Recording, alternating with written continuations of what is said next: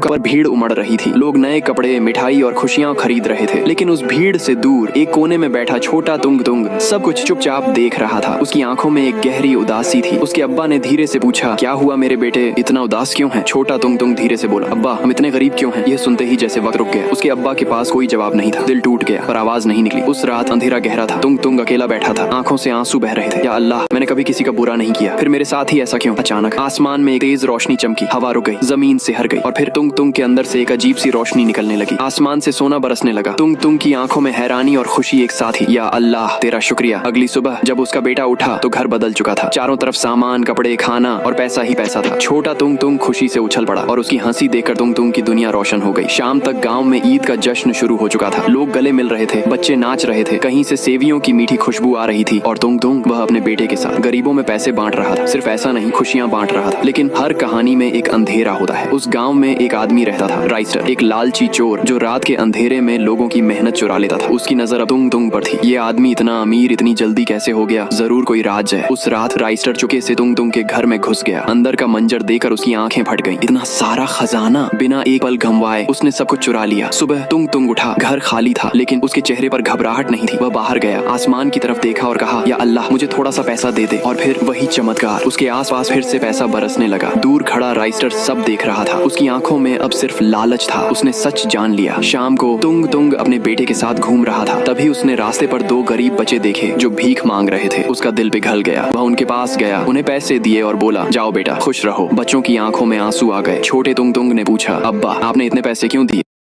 तुंग तुंग मुस्कुराया, बेटा असली ईद सिर्फ खुद खुश होने का नाम नहीं है, दूसरों को खुश करने का नाम है। ये सुनकर छोटा तुंग तुंग भी खुश हो गया और उसने सब गरीब बच्चों के लिए पार्टी रखी। सब नाच रहे थे, हंस रहे थे, लेकिन तभी जोर की आवाज के साथ गाड़ियों का एक झुंड गांव में घुस आया। राइस्टर आ चुका था। लोगों में अफरा तफरी मच गई और राइस्टर ने छोटे तुंग तुंग को पकड़ लिया। हा हा हा, तुंग तुंग तेरा बेटा मेरे पास है। तुंग तुंग धीरे से आगे बढ़ा। उसे छोड़ दो, राइस्टर चीखा। मुझे बता ये जादू कैसे काम करता है, वरना मैं तेरे बेटे को मार दूंगा। गाँव के लोग सर झुकाए खड़े थे। हवा में डर था। मजबूर होकर तुंग तुंग ने उसके कान में राज बता दिया। राइस्टर के चेहरे पर शैतानी मुस्कान आ गई। उसने आसमान की तरफ देखा और चीखा, हे ऊपर वाले, मुझे भी बहुत सारा पैसा दे दो। अचानक आसमान का रंग बदल गया। काले बादल छा गए, बिजली चमकी, जमीन जोर से कांपने लगी। राइस्टर चिल्लाने लगा और अगले ही पल वह एक सुअर में बदल चुका था। गांव में सन्नाटा छा गया।